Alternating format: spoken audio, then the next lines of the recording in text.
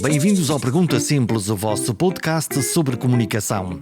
Nesta edição, pode haver sangue. Hoje vamos falar do triângulo maldito da morte, da violência e da narrativa do horror. Se gostarem desta conversa, partilhem com amigos e subscrevam o Pergunta Simples, porque neste programa em particular há tudo menos perguntas simples e há respostas que não sobreviverão. Pessoas que não ficaram para contar a história.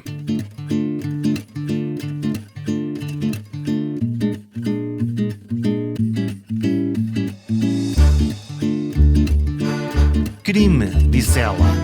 Crimes, reportou ela. Crimes mediáticos chocantes, surpreendentes, brutais, violentos, planeados ou que simplesmente aconteceram. Toda esta edição é sobre a natureza humana na sua forma mais negra, mais dramática, mais sanguinária. Os crimes, como qualquer acontecimento radical da vida humana, dão grandes histórias na imprensa. No fundo, cumprem desde logo todos os critérios editoriais que fazem de uma notícia uma notícia. Em particular, os crimes que nos aconteceram à porta de casa, em Portugal ou envolvendo portugueses. Mas a notícia do crime tem dois condimentos insuperáveis na narrativa jornalística: a emoção e a interrogação permanente. Quem matou? Quem morreu? Por que matou? Onde? Quando e para quê? Além das perguntas formais, sobra a raiva e a compaixão e tantas vezes o mistério. Nunca sabemos ou saberemos tudo. Rita Marrafa de Carvalho, jornalista da RTP, fez uma série de reportagens e agora edita um livro que revisita os crimes que mais impacto tiveram nos últimos anos em Portugal. Momento para a minha interrogação primária. Por que nos fascina a todos o crime?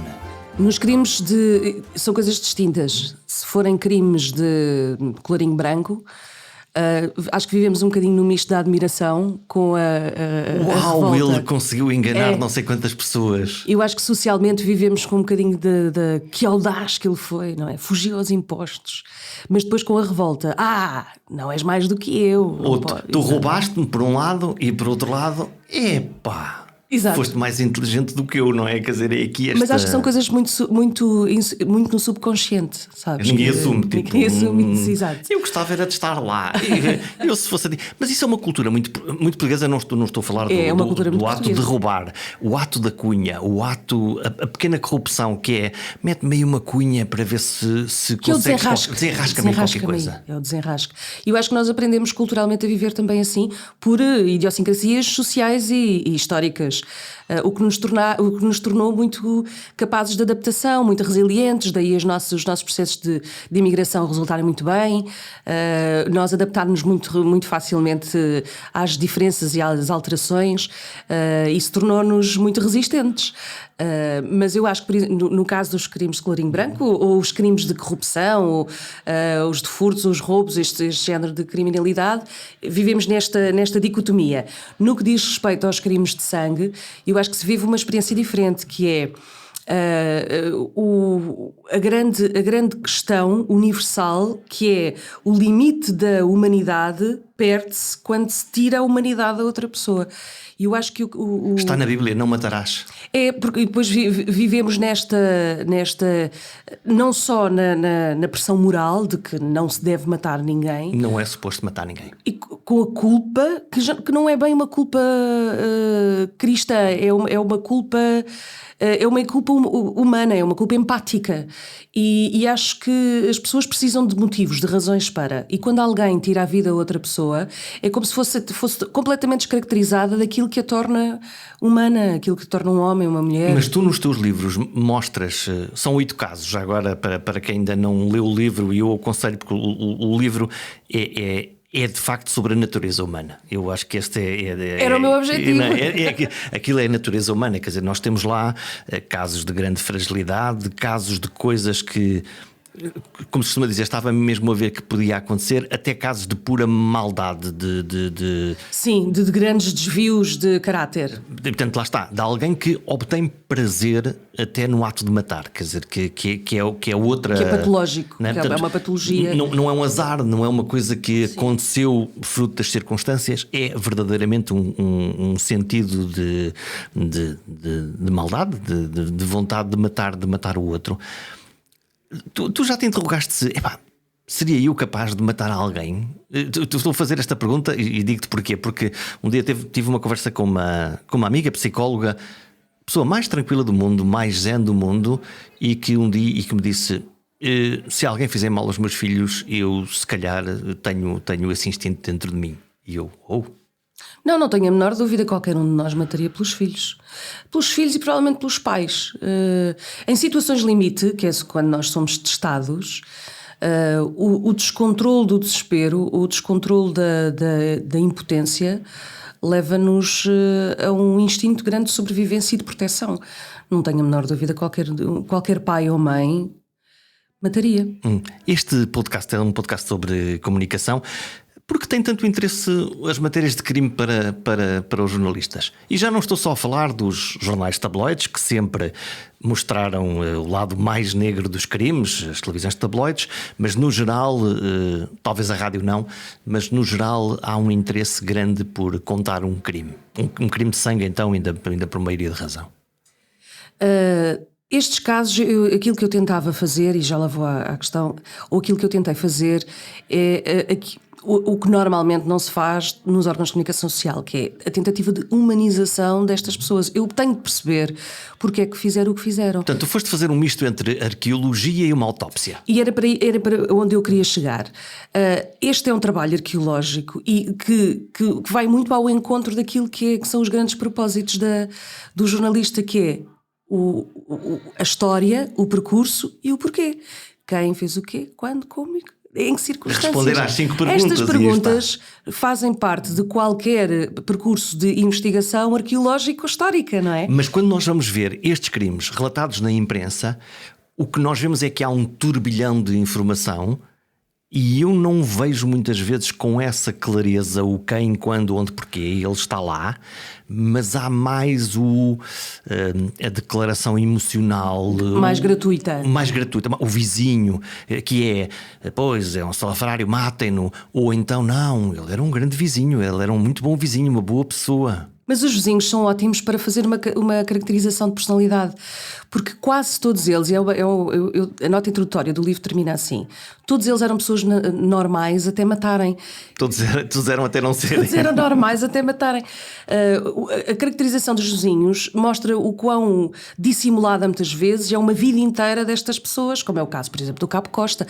O Capo Costa, e já lá vou à tua pergunta inicial, o Capo Costa é provavelmente o caso que mais nos desestabiliza. Vamos à história. Qual é a história do Capo Costa? O Capo Costa era um homem que tinha 50 e poucos anos, fez uma reforma antecipada como militar da GNR, estava no projeto Escola Segura, era um homem muito participativo na organização de peregrinações a Fátima, na Assembleia Municipal, na Casa do Benfica. Um cidadão de bem, dizes tu? Um cidadão completamente, não tinha nenhuma altercação pública com ninguém, era até muito subserviente, era isso que diziam, sempre muito disponível, um bom camarada, digamos assim.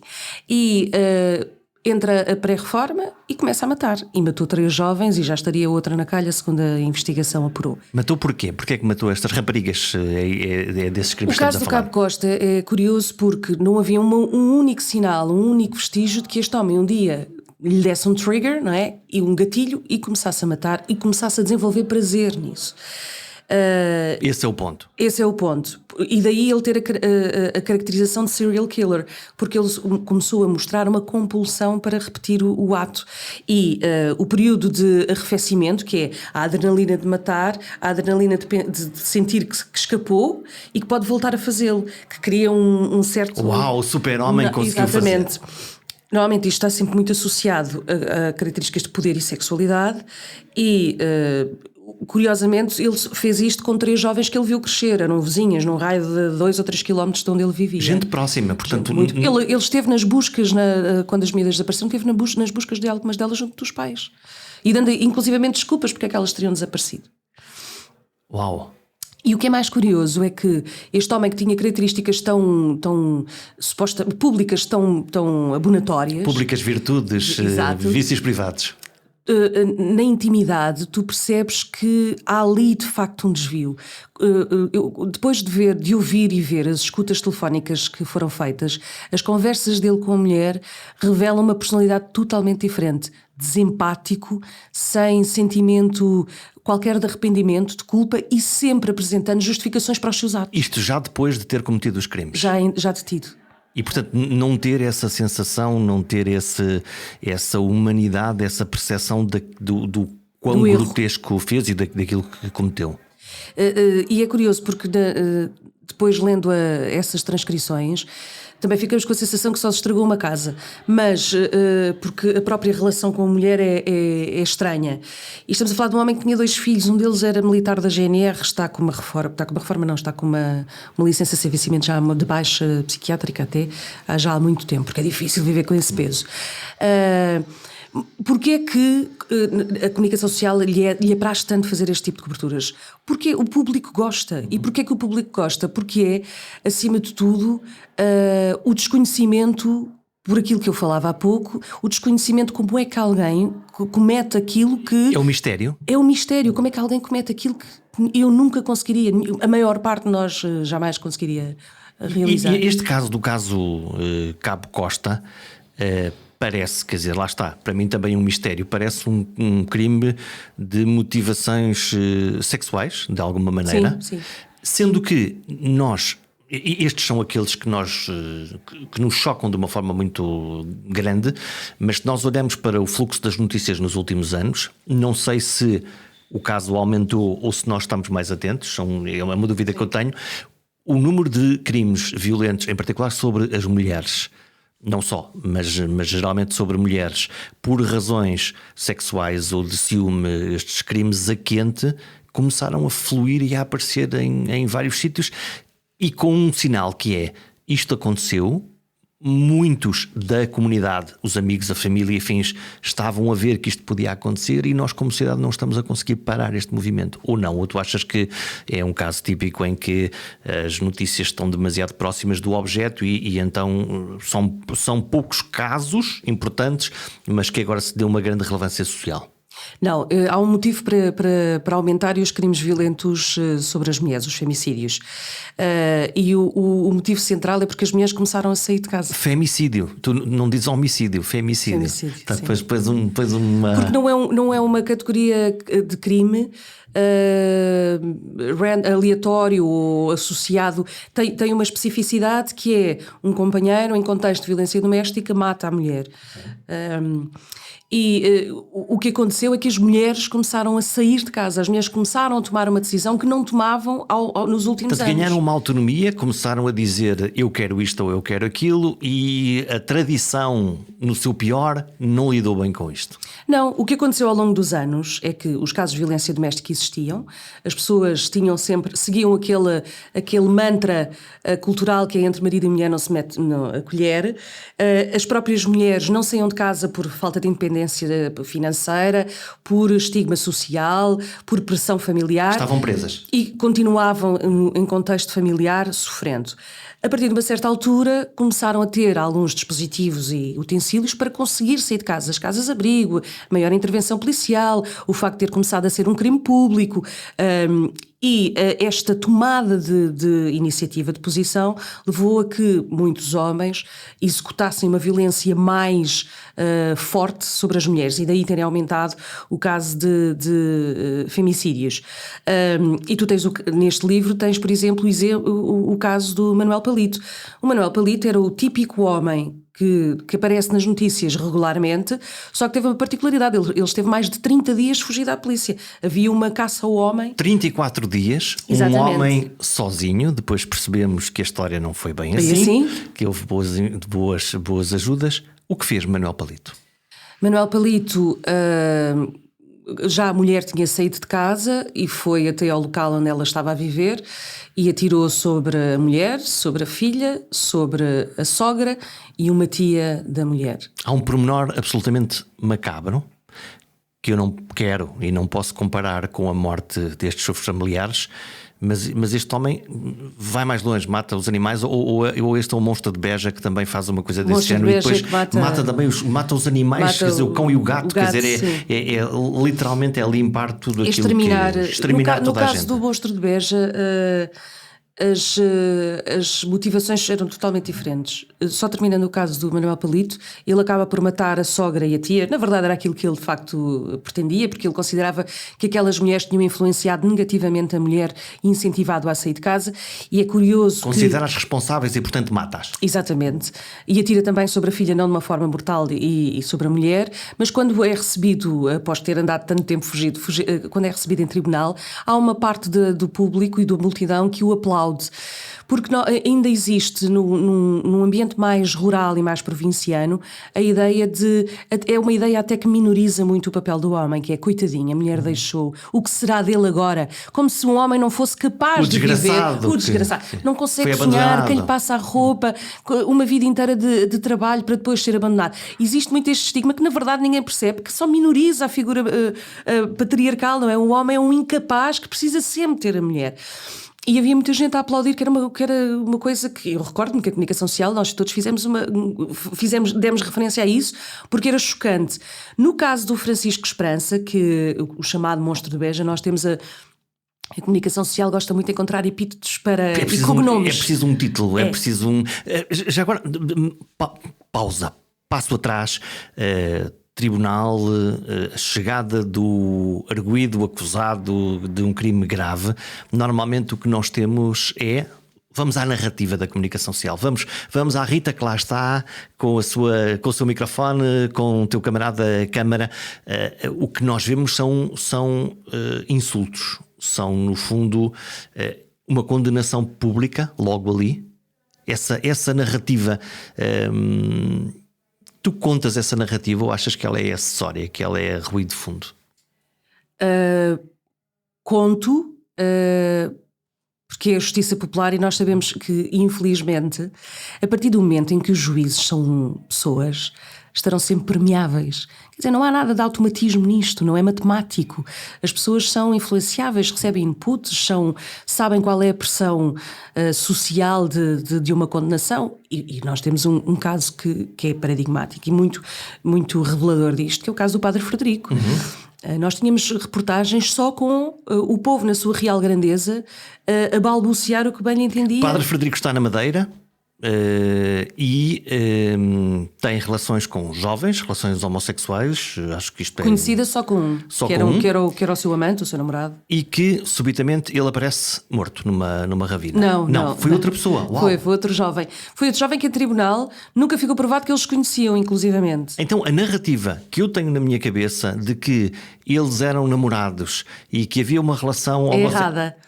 Mas não é só isso. Há outra narrativa errada e a culpa é da comunicação. É nossa, a culpa também é da comunicação social. Não, a culpa é minha, porque na realidade, lá está, eu não fiz a verificação dos factos. Eu tomei como boa a narrativa, contei como boa a história que me contaram. Ou mais do que isso...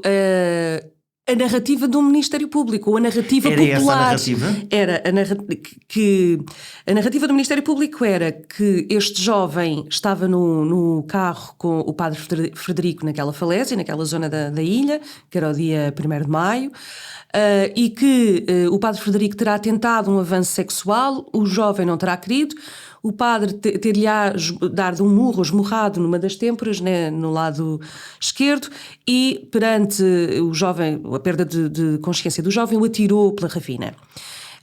Esta é a história que está contada. Esta é a história. Inclusivamente, a maior parte das pessoas acha que o Padre Frederico foi para a Madeira, fugiu para o Brasil logo a seguir ter sido condenado. Não é verdade. Esteve 6 anos ainda preso. Lá está, mais uma vez um clique da nossa memória. Para nós Exato. E ele fugiu logo, não é? Aliás, o que eu tenho na minha memória é a entrevista ao Padre Frederico lá no Brasil. No calçadão do Rio de Janeiro. Sim, exato. É isso que eu tenho na minha cabeça. O que nunca ficou provado em tribunal, porque havia 4 testemunhas que diziam que tinham visto o jovem de costas, que era um cabelo alourado, como tal não podia ser o namorado do Padre Frederico, o alegado namorado, o Miguel Noite. Na série documental, que depois está mais explícito no livro, eu pergunto ao médico legista e pergunto a alguns investigadores: havia vestígios do jovem dentro do veículo do padre? Não. Havia algum cabelo, sêmen, saliva, sangue no veículo do padre? Não. Na casa do padre? Não. No corpo do jovem? Não. Avanços, sinais de avanço sexual? Havia? Não. Só estava... tinha apenas a brilha aberta. Quem é que inventou essa história? Sabes que o padre Frederico tinha tudo contra ele. 1990 e troca o passo, Ilha da Madeira, um padre brasileiro... Pecador, não é? Que gostava de caveiras, ele tinha uma paixão por caveiras, andava sempre de óculos escuros, tinha um grave problema de socialização, ele tinha muita dificuldade em interagir. Portanto, era o criminoso perfeito. Ele era o bode expiatório perfeito, de facto é verdade. E depois havia o Sururu, que tinha um comportamento menos próprio com os jovens rapazes. Lá está a voz do povo, não é? A buzinar. Na verdade era uma pessoa que se sentia muito mais à vontade junto de crianças do que com adultos. E curiosamente, depois da série ter ido para o ar, eu recebi muitas mensagens de pessoas que vivem na Madeira que me contaram detalhes, é verdade isto, é verdade aquilo. Eu sabia que ele nunca tinha sido, ou suspeitei que ele não era o criminoso, porque agora percebi a história. Houve testemunhas que não foram ouvidas em tribunal. Não te esqueças, nós estamos a falar de um julgamento em que estava um dos juízes, o juiz Asa, era o Neto Moura, e o juiz-presidente, a primeira pergunta que faz ao padre Frederico, estamos a falar de uma acusação de um homicídio, é: o senhor é homossexual? E ele diz: não vou responder a essa pergunta. Aliás, ele pode não o fazer, sim, porque não é isso que está ali em causa. Só que acabou de inclinar completamente a narrativa. Totalmente, não é? Sendo que o juiz, logo a seguir, ter-lhe dito: então, não responda a esta, não responda mais nada, e corta o direito à palavra da defesa do arguido.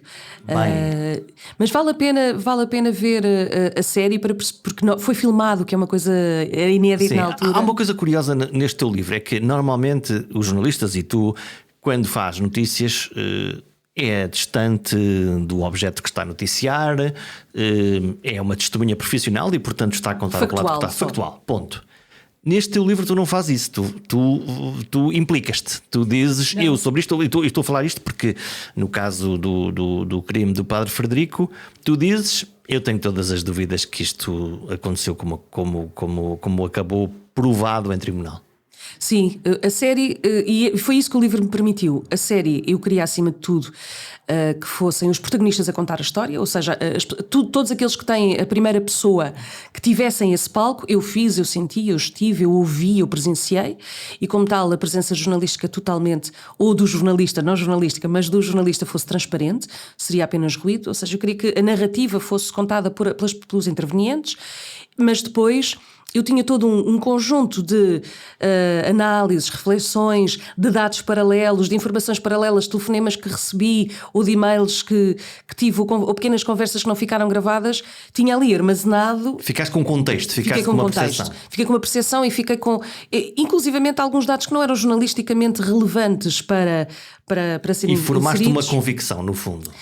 Ou uma suspeição, que se tornou o tema dos jantares entre amigos e que depois, com o desafio de escrever o livro, foi-me permitido explaná-los aqui. Deixa-me provocar-te. O que nós vemos muitas vezes, e é a minha sensação quando acompanho hoje o jornalismo televisivo em particular, se calhar 4 canais de notícias num país de 10 milhões, se calhar força a isso, é que nós vemos sempre as mesmas histórias maquetadas e contadas da mesma maneira, de uma forma muito eficaz, muito eficiente, mas muito poucas vezes nós temos os jornalistas a fazer isto que tu escreveste agora aqui no livro. Não temos cá. Não temos cá, exato, não temos cá, exato.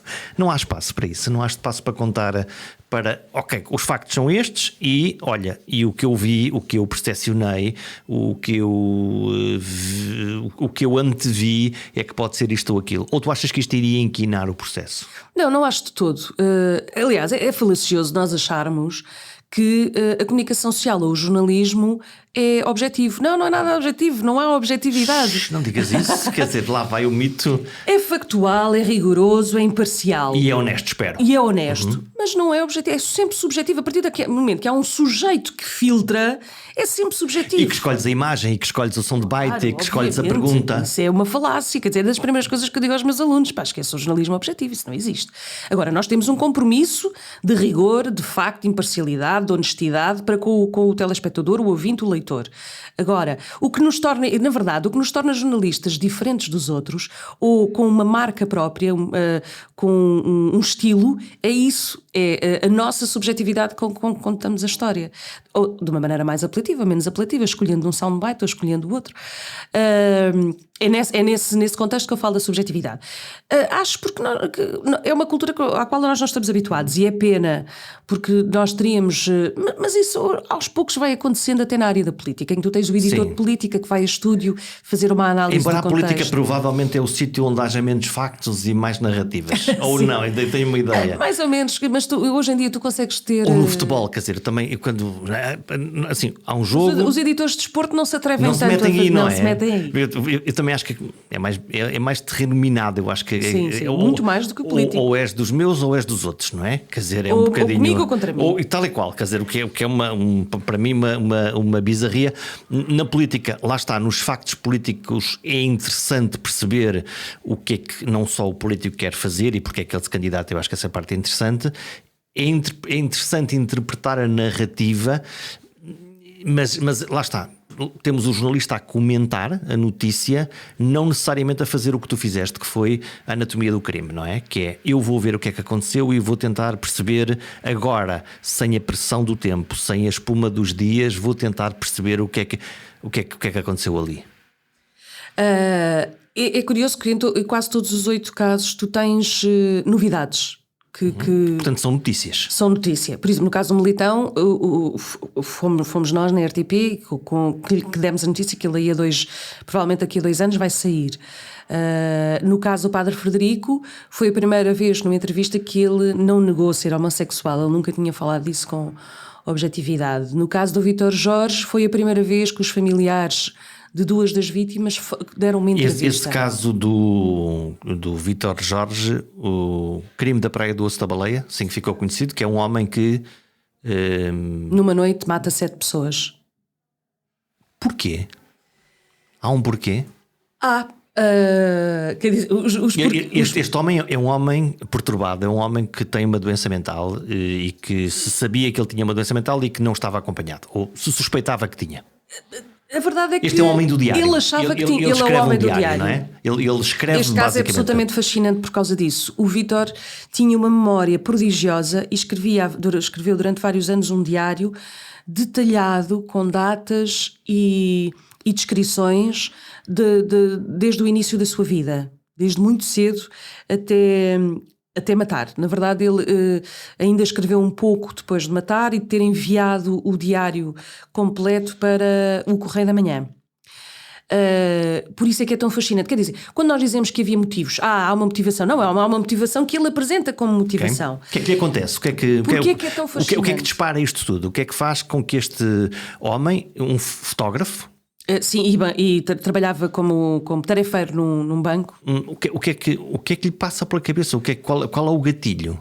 É engraçado que o Vítor sempre foi uma pessoa psiquicamente perturbada e tinha noção disso. Tanto que ele consultou vários psiquiatras, foi mal medicado, foi mal diagnosticado. Em 1980, um homem que apresentasse esta fragilidade, que não era fragilidade, não é fragilidade nenhuma pedir ajuda, antes pelo contrário, é um ato de coragem. Mas naquela altura não era visto como tal. Naquela altura, mostrar que tinha algum... psicologicamente não estava bem, era um estigma muito grande. Até familiarmente, que é aquela coisa, são coisas da tua cabeça, são... E ele várias vezes pediu ajuda, revelando até alguns pensamentos ruminantes sobre matar, sobre vingar-se de algumas pessoas, sobre um ódio visceral às mulheres, que tinha como raiz a mãe. Ele sente-se maltratado pela mãe? Ele é abandonado pela mãe, é entregue aos avós e depois tem alguns detalhes muito curiosos. Por exemplo, a mãe que tinha ido viver para Lisboa supostamente para a prostituição também, mandava-lhe brinquedos que ele nunca abria. Adorava o brinquedo dentro da embalagem e tinha medo de o estragar, de lhe mexer. E então ele tinha brinquedos que não abria. Ou de ele ter assistido, por exemplo, e isto é comprovado por uma prima, a um tio a afogar os primos gêmeos num grande ato de muito embriagado, a afogar 2 gêmeos quase recém-nascidos, e ele assistir a estes atos de violência. Curiosamente, ele depois vai viver com a mãe a partir dos 7, 8 anos. Eu acho que ele nunca lhe perdoou isso porque ele tinha muito conforto com os avós, mas numa aldeia pequenina, em que ele era o rapaz que a mãe... O pai nunca só o perfilhou anos mais tarde, ou seja, que tinha sido abandonado pelo pai, a mãe tinha ido, sabe-se lá para onde, para Lisboa, e o tinha deixado ali. Ele sentia uma grande necessidade de se comportar bem. Ele tinha de ser o exemplo, ele tinha de ser o bom menino. O bom menino. E depois ele cresce com a mãe, ele descreve alguns casos ou episódios de viver num quarto com a mãe e a mãe virar o sofá ao contrário para que ele ficasse deitado com as costas do sofá a bloquear a imagem enquanto recebia clientes em casa. E ele descreve estes casos e vai desenvolvendo uma psicose muito grande e que por vezes psicossomática, que reflete-se em dores de estômago, hérnias, dores nas costas, dificuldades de digestão, enxaquecas constantes ao longo do seu crescimento, e vai desenvolvendo... Foi acumulando uma raiva. Sim, que depois desenvolve-se ali numa psicose, neurose, e desenvolve um estigma, não só estigma, desenvolve um ódio visceral às mulheres. As mulheres são a praga do mundo. É por causa das mulheres que eu sou infeliz, que eu tenho estes pensamentos, que fizeram de mim aquilo que eu sou. E depois, quando casa, não perdoa a mulher ele não ter sido o primeiro homem com quem ela dormiu. E quando tem filhas, projeta nelas aquilo que na verdade é o pecado do mundo. Tanto que quando ele mata, ele diz mesmo no diário que o filho vai sobreviver, vai deixar o filho Ele vivo. planeou o crime. Planeou. Para que se mantenha no mundo a semente do mal. Portanto, o objetivo de vida daquele homem foi: eu vou limpar o mundo E mata quem primeiro? Porque os crimes têm uma ordem também, não é? Ele estabelece isso também. Ele por vezes é um pouco... Há episódios que tu percebes que são projeções de alucinação. Estão na cabeça dele só e não fabulações, aconteceram. fabulações completas. Podem ter acontecido, não aconteceram, é como ele as descreve. Como, é um por ponto exemplo, de vista, lá está, é uma subjetividade. Ele era fotógrafo de casamentos, ele dizer 12 noivas no dia do casamento se ofereceram a mim. Quer dizer, temos alguma dificuldade em acreditar nisto. Pouco credível. E ele vai tendo vários casos que descreve, com quem e com alguns detalhes, e depois desenvolve também, contrai uma doença infecciosa que ele também culpa uma amante. E, entretanto, apaixona-se por uma jovem que ele descreve como muito serena, muito calma. Era uma miúda de 20 anos, que era a Leonor, e que lhe faz bem. E falando com os familiares, nós percebemos que ela estava constantemente a fugir dele. Vai para Coimbra para trabalhar, para fugir dele. Percebe que este é um homem que quer mais, que ela não está disponível para isso e que começa quase que a persegui-la, não é? A requisitá-la. E ela a rejeitá-lo. E ela a rejeitá-lo. No dia em que ela faz 21 anos, vai a uma localidade muito próxima da Praia Osso da Baleia, festejar com a mãe, que era uma pessoa já com bastante idade, com a mãe, com uma amiga, com 2 amigas e 2 amigos, que eram os namorados das amigas. Eram 5. E de repente o Vítor Jorge aparece lá com uma garrafa de espumante, dizer que gostava de fotografar, e tira uma fotografia nessa noite. Há uma fotografia dessa noite. Portanto, documenta essa noite. E depois oferece como um dos mais velhos. Isso, estamos a falar de jovens entre os 16, 17 e os 21 anos. Era paraquedista, numa base que agora já não me recordo qual, e ele tinha que voltar e tinha que apanhar o comboio, e ele oferece para os levar no seu carro, todos muito apertados. Agora, como é que eles foram parar ao Osso da Baleia, não sabemos. Se foi ele que propôs porque já tinham perdido o comboio, para tirar uma fotografia, para ver o mar, o que seja. Na cabeça do Vítor Jorge há uma desculpa, que é: eles quiseram parar na praia e quiseram que eu participasse numa orgia. E eu não quis. E estavam a forçar-me, e como tal eu matei-os. Também a todos nós nos parece também muito pouco provável. Pouco verossímil. E então, porque é que nós percebemos que isto já estava muito organizado? Ele tinha armas de fogo, tinha armas brancas, tinha facas e tinha algumas armas, um revólver e uma espingarda no carro. E por algum motivo ele volta ao carro e começa a matar, a verdadeira matança. E estamos a falar de um homem que aquilo tinha muitos pinheiros na altura, que passou várias horas a procurar, inclusivamente aqueles que tinham fugido, para os matar, e matou os 5. Matou a arma de fogo, a facada e a paulada. sendo que um dos corpos, que foi o da Isabel, só apareceu uma semana depois porque estava no mar. E apareceu uma semana depois, um pouco mais à frente.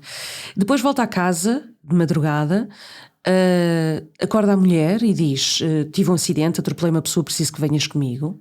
Ela, não acordes ninguém, ela vai, ele leva-a para um punhal também ali próximo e mata a facada. Deixa um tijolo na estrada para saber que é ali o local, volta à casa, chama a filha mais velha com quem ele tinha discussões tão acesas e violentas sobre o facto da miúda namorar e hostilizando-a sexualmente, que ele gravava em cassete e ouvia em loop. Repetidamente. Gravava em cassete as discussões da família. E levou a filha? Levou a filha e fez o mesmo. Esfaqueou-a, voltou para casa. Nós estamos a falar de uma pessoa que entretanto, já matou 7 pessoas durante uma noite inteira, mortes que exigem um grande dispêndio físico, a verdade é essa. E emocional, porque devia estar... E vai buscar a filha do meio, que tinha 14 anos, e leva... Só que quando chega ao local, a irmã mais velha ainda estava viva e consegue arrastar-se até à estrada, vê o corpo e percebe imediatamente que se passa alguma coisa de errado. E tem uma luta com o pai e consegue fugir. Tanto que o alerta é dado por esta miúda, e a polícia descobre inicialmente os 2 corpos. Começa por aqui. Começa por aí, ou seja, começa pelo fim. E só mais tarde é que alguém dá, pela falta destas 5 pessoas que foram mortas durante a noite, ou seja, a Leonor não chegou a Coimbra, não foi ao trabalho, onde é que estão essas pessoas? E depois são descobertos os corpos, alguns dos corpos espalhados pela praia. O Vítor Jorge esteve fugido durante ainda alguns dias, supostamente tentou matar-se com os cortes nos calcanhares, ou seja, é até daquelas coisas também muito pouco prováveis que ele quisesse. Estava com febre quando o encontraram e é curioso que ele escondeu-se num barracão que era anexo à antiga casa dos avós, onde ele tinha sido feliz e tinha crescido. E foi aí detido e pediu, por favor, não me matem. E curiosamente, ele passou todo o julgamento numa duplicação do eu. Ele dizia: o Vítor Jorge fez isto. Na terceira pessoa. Na terceira pessoa, sempre. E depois há um relatório que só tive acesso depois do livro ter sido publicado, que é o relatório psiquiátrico, que é muito revelador das várias patologias que este homem foi desenvolvendo e que levaram a isto. E no diário, mesmo no fim do diário, ele escreve: médicos, e agora? Acreditam? Portanto, no fundo, a história é que ele passou a vida toda a contar e que ninguém lhe deu nenhum crédito. Olha, os jornalistas, nestes casos e nos casos de justiça, tu fizeste muito tempo justiça, são atores do sistema ou observadores do sistema? Deviam ser só observadores. Mas tu achas que são um bocadinho mais? Acho que alguns querem muito ser mais. Porque eu estou a pensar, por exemplo, agora, história recente desta semana, aliás, há 2 semanas, 2 histórias nesta semana que têm a ver com crimes de colarinho branco, que é o episódio rendeiro, que tu olhas e primeiro a história desapareceu, não é? Lá está, desapareceu e aparece para dar uma entrevista de televisão, por vaidade, porque é que alguém se expõe desta maneira? As motivações, só o canal que o questionou, que o interrogou, poderá saber. Não será a reposição da verdade, porque, segundo ele, porque não ganhou absolutamente o que nós vemos recorrentemente, isso. Lá está, nos casos de suspeitos ou de criminosos. Eu estou a falar destes casos de pessoas mais inteligentes e cultas, onde acontece isto, é que há sempre uma belíssima desculpa ou narrativa sobre aquilo que aconteceu ou que nós não estamos a ver porque nada daquilo aconteceu. Jorge, o que é engraçado é que este tipo de pessoas, nós não temos noção disso, mas este tipo de pessoas são sociopatas funcionais. Quer dizer, na narrativa eles são brilhantes. São normalmente pessoas muito inteligentes, mas que têm características de sociopatia. Olha, o caso da Maria das Dores. Que também aqui está. Esta mulher é uma mulher culta, rica, equilibrada e que o crime que comete... Equilibrada não era. Não era de todo. Mas o crime que comete não tem um motivo... Tem um motivo financeiro. Financeiro, mas é um motivo fútil no fundo, não é? Para nós... para nós é um motivo fútil. Mas porquê que ela... É um crime de uma mulher, que também é raro. Nós estamos falando de homens, aqui é um crime violento. O que é que faz esta mulher? Só que ela não é... Ela é mandante. Ela é mandante. A Maria das Dores, tal como o Militão... E também, olha, esta é uma outra ideia generalizada. O Militão nunca esteve no local onde os empresários foram mortos. Não sujam as mãos. No fundo, não sujam as mãos. Pensam e arranjam alguém que execute. Rodeiam-se de pessoas normalmente mais frágeis, mais subservientes, mais manipuláveis e levam-nos a cometer determinados atos por si próprias, não é? Faz isto por mim. No caso do Militão, ele rodeou-se de pessoas, obviamente, com dificuldades financeiras, rufias da noite. Eu quero falar do Militão porque o Militão tem um pormenor que não é uma cara por aí, é interessante, mas no caso da Maria das Dores, esta mulher mata o marido. Manda matar o marido.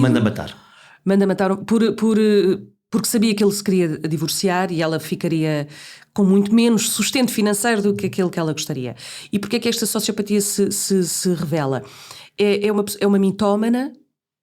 E isto aplica-se sempre mente sucessivamente a todos aqueles vários momentos. Exato, e começa a acreditar nas suas próprias mentiras. E isto aplica-se muito, por exemplo, ao caso do João Rendeiro e outros casos de arguidos. Obviamente que ainda não foram condenados, mas as suspeitas são tão fortes que nos levam a crer que isto aconteceu de alguma forma, não é? São mitómanas, julgam estar muito acima, em termos de inteligência, serem muito mais inteligentes que os demais, não é? Que os demais humanos. No fundo, enganaram muita gente durante muito tempo, não é? Mas tu não consegues enganar muita gente. Exatamente, consegues enganar poucos durante pouco tempo. E mais do que isso, acham que as suas justificações são de facto credíveis, quando não são. Quer dizer, às vezes até são tolas, não é? São muito tolas. O João Rendeiro tem aquela frase do eu não ando aqui disfarçado. Eu não estou a esconder de ninguém. E aqui fala-se português, depois fala. A África do Sul há uma grande comunidade portuguesa. São quase... Porquê? Porque são muito vaidosos, são muito narcísicos. Uau, uma câmara de televisão, onde é que está? E é aí que são depois apanhados, não é? Porque querem muito... Isto dá-lhes uma sensação de intocabilidade. Uhum. A mim ninguém me apanha. Exato. E porque eu tenho dinheiro, porque eu consigo fazer. No caso do crime do Militão, dos portugueses que vão ter com ele ao Brasil supostamente para investir dinheiro ou para festas com meninas, eram estas duas coisas, mas o que é revelador na tua investigação posterior é que o Militão agora, e fiz lá já a ligação com a Casa de Papel, é o professor. Ele criou uma escola pedagógica do ensino de artes que não deviam ser ensinadas, não é? Nas várias prisões por onde ele passou, ele neste momento está numa até de alta segurança. Os demais reclusos chamavam-lhe de o professor, porque supostamente são outros processos paralelos que ele tem, porque foi cometendo crimes no interior do estabelecimento prisional. Um deles era uma escola de sequestros, em que ele dava indicações para o exterior da prisão de como realizar um sequestro e pedir resgate de políticos. Tipo manual de instruções e passo a passo? Basicamente. Aprenda a sequestrar alguém. É essa a teoria do Ministério Público, e depois porque também geria no interior da prisão uma rede de prostituição. Curiosamente, ele tirou o curso de pedagogia, licenciou-se em pedagogia. No interior da prisão ele estudou. Mas o que é que passa pela cabeça de alguém? Se calhar é impossível responder à pergunta. No crime inicial, quando ele convida os empresários portugueses, toda a gente sabe que os empresários vão ter com ele e que eles desaparecem, que, ok, ninguém vai notar que eles desapareceram? Olha, claro, ainda por cima as justificações que ele foi dando às famílias são muito sintomáticas do tipo de pessoa que nós temos pela frente neste crime. Aqui está aliado um grande desespero financeiro. Ele precisa de dinheiro. Ele precisa urgentemente de dinheiro. Está com dívidas muito elevadas, a mulher está grávida e ele vê ali uma forma fácil de conseguir dinheiro. Inclusivamente traindo uma das pessoas mais próximas dele, que era um homem que lhe dava guarida, que o ajudou, que lhe emprestou dinheiro, que ele tratava como padrinho. O que é patético é ele achar que, dizendo às famílias, eles ainda não ligaram porque estão muito, muito cansados e foram já para o hotel. Ou dizer, não, eles estão num sítio sem rede, numa praia aqui um pouco mais a norte, mas eles vão contactar rapidamente. Todo este tipo de narrativa, ele achar que as famílias não vão desconfiar rapidamente e depois meter-se numa Kombi, como eles chamam, e fugir com a família da mulher para o interior do Brasil, é daquelas coisas que é quase tolo, sabes? É o esperto, é o tonto esperto. Era óbvio que isto ia acontecer, é daquelas... Mas ele acha-se muito esperto. É engraçado que eu vi o jornalista brasileiro que mais acompanhou este caso, que é o Dimitri, com quem eu falei. Ele entrevistou-o e tentou uma segunda entrevista, mas ele já pedia dinheiro, porque ele começou a perceber, não, eu vou começar a cobrar dinheiro. Exato, pelas entrevistas. Vou pôr isto a render. Exato. E foi basicamente isto que ele me escreveu, que é uma pessoa... com um falso arrependimento, que se acha muito mais inteligente do que de facto é, e que com um narcisismo enorme, típico obviamente do sociopata, quer dizer. Olha, estamos a fechar esta conversa. Passaram poucos dias, esta é a semana em que morreu uma das personalidades, uma das personagens até televisiva, o Zé Eduardo Pinto da Costa, médico legista, um homem das barbas, que nos falou tanto da morte e que tanto celebrou a vida. Estas personagens e personalidades dão belíssimos bonecos da televisão, certo? Não só pela sua aparência física, que sim, que é maravilhosa, não é? Que é e depois é Pai Natal. Essa inteligência fulgurante, essa capacidade de nos dizer a verdade de coisas complicadas com uma sei lá, com um uma charme, fluidez, com uma subtileza, com uma... Era um homem que fez muito acima de tudo pelo esclarecimento público. E que nos traduziu aquilo que era impossível de explicar. E ele foi muito, muito eficaz nessa sua missão de nos aproximar a todos, jornalistas ou não, dos critérios da morte e das especificidades da morte. O que nos dizem os mortos depois de morrerem, não é? E dizem tantas coisas. Sem o peso do drama, sem o peso da exploração. E isso foi notável, sem dúvida. Foi tudo menos um tabloide. Não. E neste livro... curiosamente, ao tentar humanizar quer um lado, quer o outro, encontrar os porquês, os motivos, o que é que está por trás destas pessoas que mataram, não há exploração, nem choque, nem o drama, nem o terror, não há nada de sanguinário, porque não era esse o meu objetivo, nem esse o meu estilo. Quis saber o porquê, e nem há essa interiorização ou essa minha tentativa de me refletir, de certeza que Vítor Jorge, munido de uma força diabólica, não há nada disso, não faço esse tipo de lirismos. E acho que foi isso também que esse homem incrível como foi o grande médico legista Pinto da Costa, que foi durante muitos anos também, esteve à frente do Instituto, que nos passou que se pode falar da morte sem se ser sensacionalista. Os mistérios da morte, da violência e da natureza humana vão sempre deixar-nos perguntas por responder. Mas todas as histórias que ouvimos são de tal maneira avassaladoras que é impossível ficar indiferente. Talvez o instinto de matar e o de viver estejam sempre numa luta feroz, e a vontade de contar como somos e o que fizemos seja o instinto da comunicação em todo o seu esplendor, seja no olhar das testemunhas, no silêncio dos culpados ou na curiosidade dos que espreitam pelo buraco da fechadura. Até para a semana.